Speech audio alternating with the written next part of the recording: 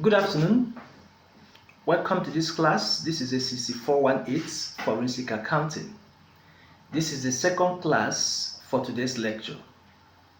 In the first class, we talked about the objectives of forensic accounting, and in this class, we will be talking about the investigative techniques in forensic accounting. Now, in the objectives, we listed out some of the things that is expected to be achieved by the forensic accountant. In the number one objective, we said fact finding to discover fraud. That means the forensic accountant must be able to produce enough evidence to support the claim that such transaction was a fraudulent transaction. Remember, you cannot conclude that a crime was committed or a fraud has transpired without bringing out sufficient evidence to back up your claim. If you don't have a sufficient evidence to back up your claim, it means you are trying to tarnish someone's image. So, these are the reasons why you bring in a forensic accountant. Now, having listed up to 5 objectives in the first class and having discussed them, we are now looking at the investigative techniques that are available to a forensic accountant to enable them achieve those objectives. These techniques, let me list them before we pick them one after the other and explain. Number 1, reviewing and background checks of the documents. When you want to investigate a fraud, you want to investigate whether a crime has been committed financially or not, you must review the whole document in question.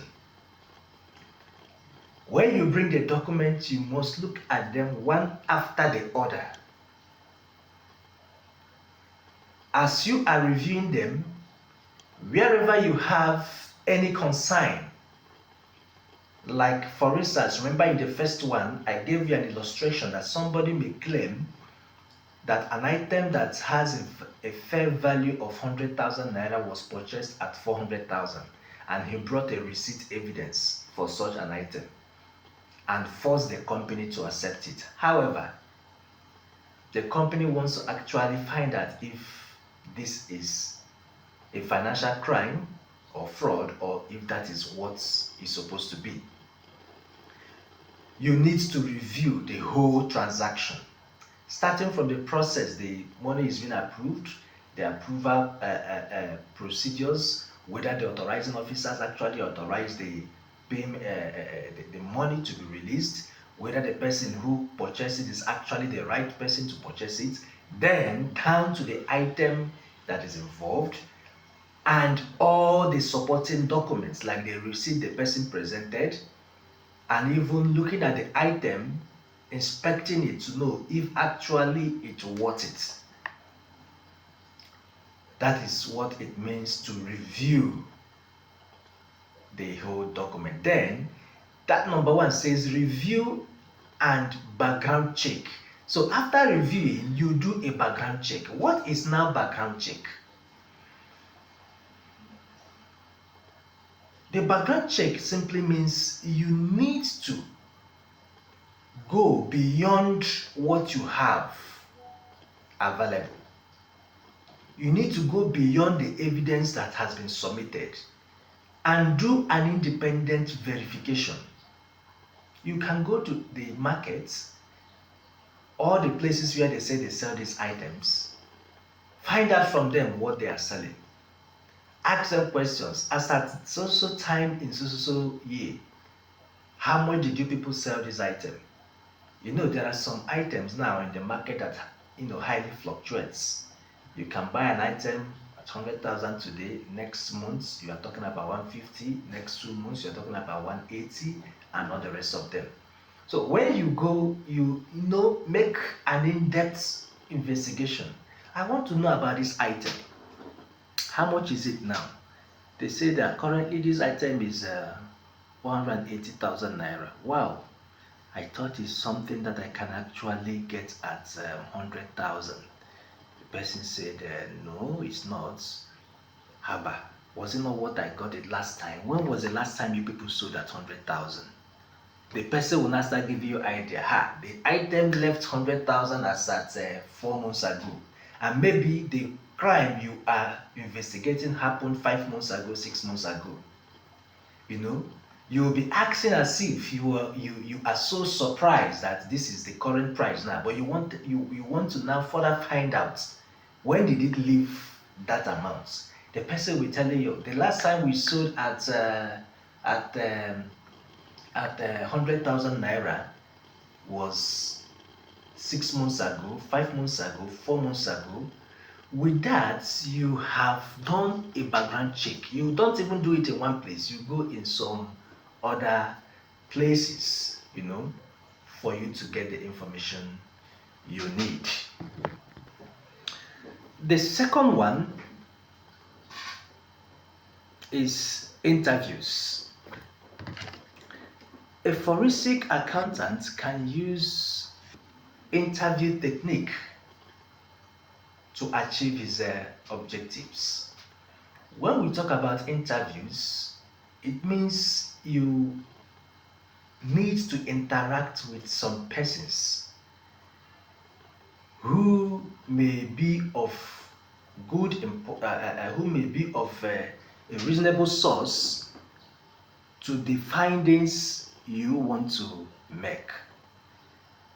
In an organization, it is not a must that one person will give you all the required information you need. What if the person is not well informed or has an intent to mislead you?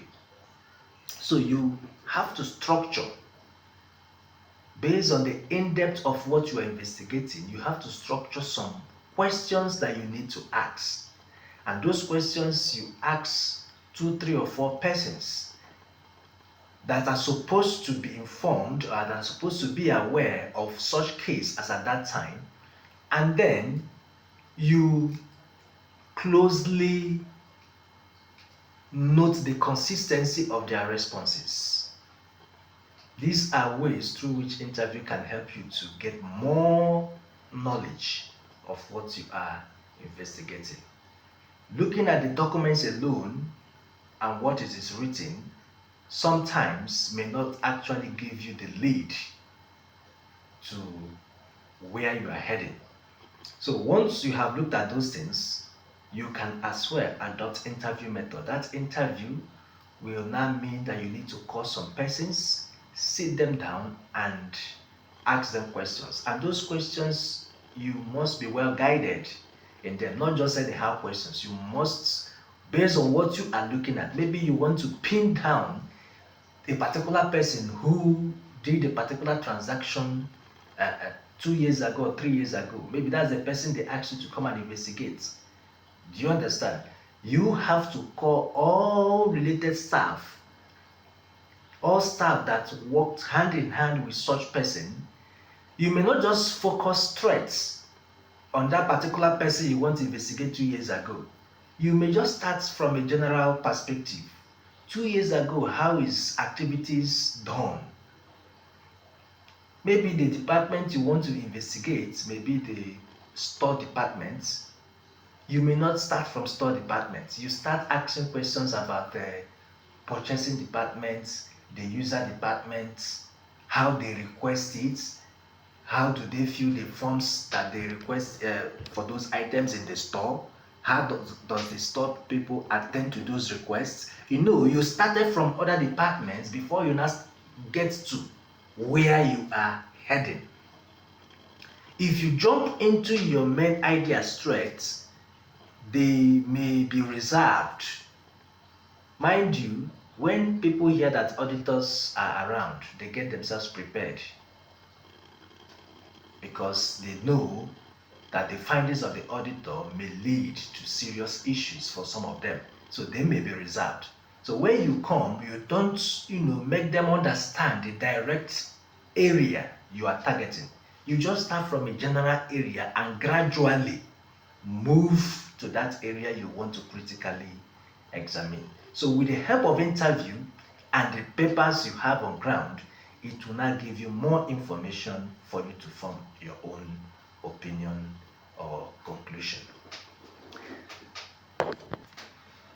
Another technique is getting information from a trustworthy source.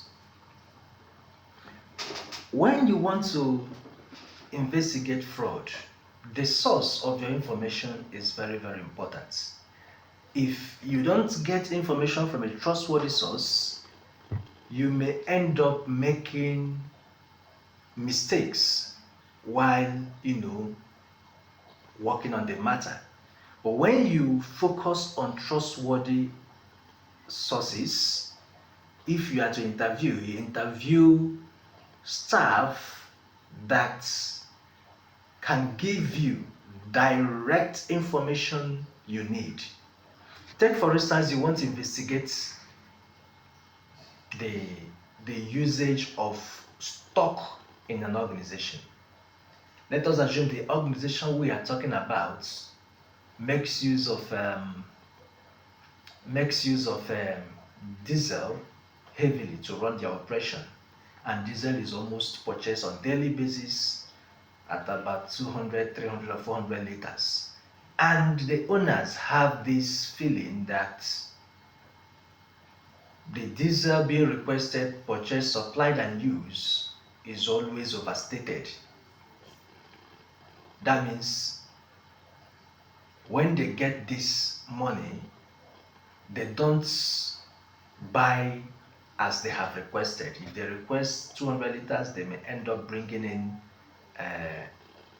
150 liters, 120 liters, and then those who are involved in that diesel management will share the rest. If you want to conduct an interview, we are talking about information to be from a trustworthy source. That's the number we are explaining. Now, you want to ask questions about it. You don't just go and start, maybe in that organization, there is a department called, let's say, there is a store department, there is a security department, we have drivers departments, maybe we have a kitchen department, and all the rest of them. You now go and start calling the head of kitchen to ask the person questions. You may need to start asking from the security department who stays at the gates to receive the diesel, and then ask them, how do they normally bring it diesel? Are you people allowed to, examine the quantity and note it down in your security book that you received such amount of goods, or such amount of goods enter into the company as at that day? If they say yes, you ask them, what you always see, is it what you record, or will the purchasers come and record anything they want in your book without giving you the access to look and examine whether what is recorded is in line with what's physically entered? So you see that if the security person is always doing his job dutifully, and maybe they always want to sideline him and make sure he is not always informed about the quantity that enters, he will tell you that, Oga, when they come, they will just write it for their book, or they don't allow me to go and inspect it. They will tell me, because they are the boss, they will tell me, write this one in that book, write 100 liters, write 200 liters. Me now, I will just write. When you have gotten such that this is how they bring it in without following the due process, that will not let you know that actually it might be possible that what is always brought in does not correspond with the quantity that is requested. Now, the security who's supposed to do the first inspection, once it has entered, has given you the true picture that truly what he does is allow them to enter what they want, that he doesn't always, have that opportunity to exercise his responsibility of inspecting it.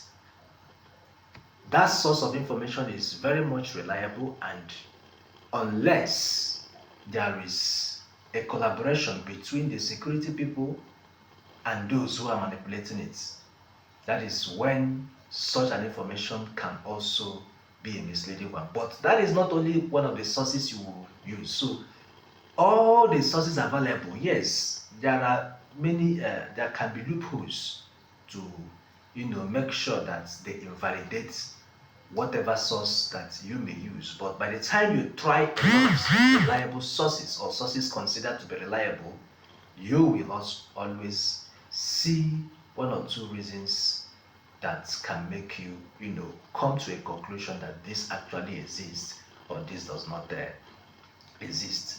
Another one is evidence analysis. That's one of the techniques. When you have gathered this evidence, you can then analyze them. We said evidence gathered should be analyzed to review the extent of crime and perpetrators involved and provide possible solution to the incidents. When you have noticed that there is enough evidence to prove this point, you now analyze those evidence. Okay, let's take for instance, we use diesel for an illustration. If that is the case, that what they always request from the owners is not equal to what they normally buy, you now check within 1 week,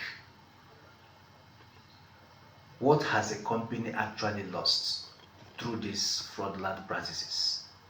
If you can get it a day, 2 days, 3 days, and be able to consistently track down to 1 week, you can now do an estimation that if the company has lost almost 250,000 in 1 week as a result of under purchases, it means in 2 weeks they will likely lose 500,000. It means in 1 month they will likely lose 1 million. If you now want to use a standard deviation of plus or minus 200,000 naira, that means in 1 month they may be losing 800,000 naira minimum, or 1.2 million maximum. So with this, you have analyzed the evidence you have so as to know the extent of crime that has been committed. The next one is surveillance techniques. When we talk about surveillance, it means the forensic accountants looked into all possible information sources made available in public without leaving any stone unturned. Be it email, CCTV cameras, all possible means of tracking a particular crime is being explored to ensure that a case has been established with evidence. That is when we say the person is using the surveillance technique. Then the last but not the least technique is using undercover technique to gather information. Sometimes we regard this method as a last resort. When we talk about using undercover, it means you are investigating that issue without the knowledge of the offender until enough information is gathered. You will be invited and they will ask you to investigate this particular staff and let us know the extent of crime he has committed. They will give you the whole detail about the staff, but your mission is not made public. You will just come in as, maybe they will say they have employed a new staff who is coming to work with us in so units, or so person has been employed, or so person has been asked to do this, or sometimes you may not even be introduced. They will now ask you, make sure you investigate this matter and get the information that is needed. You will start the investigation without the knowledge of the perpetrator until you have enough evidence as regards to the matter. And when using this method, you need to be very careful, because if there is no formal engagement between you, the offender, and the company that we are coming to investigate you, henceforth make sure all information is made available on this day, and whatever it is provides. As at that point in time, whatever you do in the organization is tracked. And you will also be more careful, because whatever you do that will involve erasing some evidence, they will now conclude that you actually know what you are hiding. But using undercover, there is no engagement at all. You have not been informed that you are under investigation. That means you can go about and do your normal activities and even commit more crime if you want in the system. But you may not know that somebody has been attached to investigate you. Now, why we say this is always the last resort? Because of the delicate nature. Once the person finds out that there is an undercover investigation, the person can actually erase all means of tracking whatever he has done illegally. And while he is doing this, the company may not, hold him that responsible. He can come and tell you that, I came to work today and my laptop couldn't on. I called the IT person, he said it's attacked by a virus, that it needs to be formatted. I said, okay, let us see what we can do. Before I could know, he has just formatted the system and I have lost all my documents.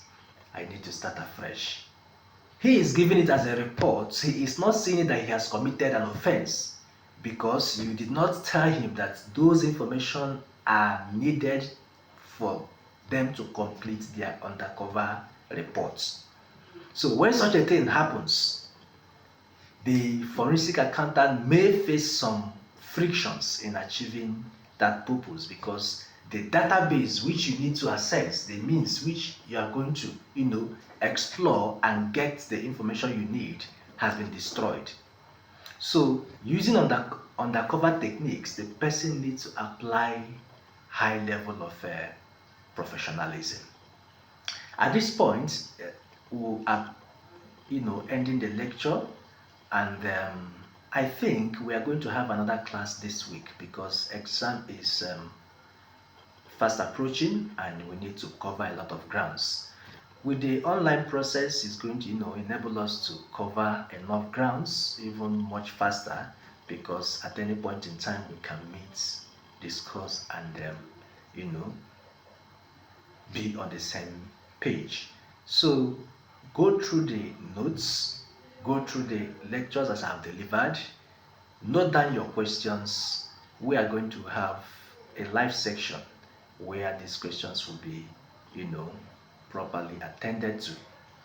Remember, you said nights by 8 o'clock would be preferable.